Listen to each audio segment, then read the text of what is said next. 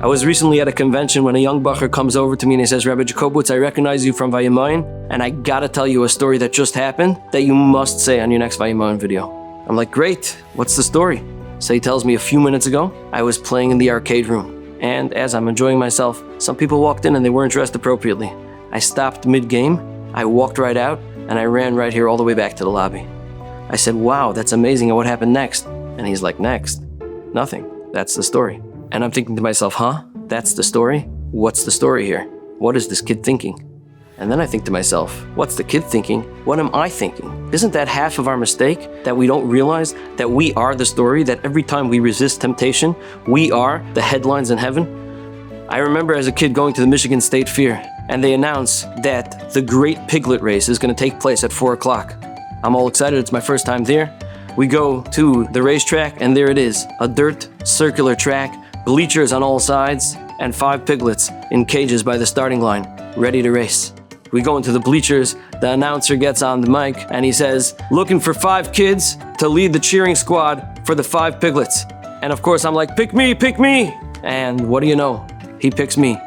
I am going to lead the cheering squad for piglet number 5. I get the crowd around me all involved, we rile everybody up. He fires the pistol, the cage is open, and we're screaming, number 5! Number 5!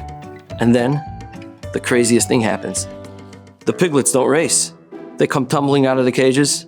They stroll here, they wag their tail here, they scratch their back, they roll in the mud, and they do everything except for going along the track. Meanwhile, us in the stands, we're going crazy. We're like, let's go, come on, move it, race, 5, we'll go. But Piglet 5 wouldn't move because you see, nobody told him it's a race. Nobody told him that out there in the stands, there's a whole crowd cheering for him and hoping he wins this race. And so, completely oblivious to everything that's going on, he just strolls down the track, rolling in the mud. Isn't that us? We stumble here, we fall there, we roll in the mud, and we don't even realize that the entire Pamalia Shalmaila is there in the stands, cheering for us and hoping that we make it through this Nisayan.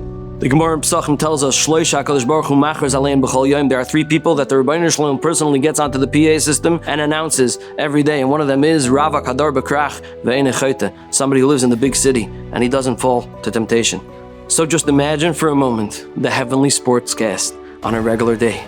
Friedman wakes up, heads to the office, sits down in his chair, takes the snap, pressure comes on. Friedman backpedals, looking right, looking left, nowhere to go, pocket collapses.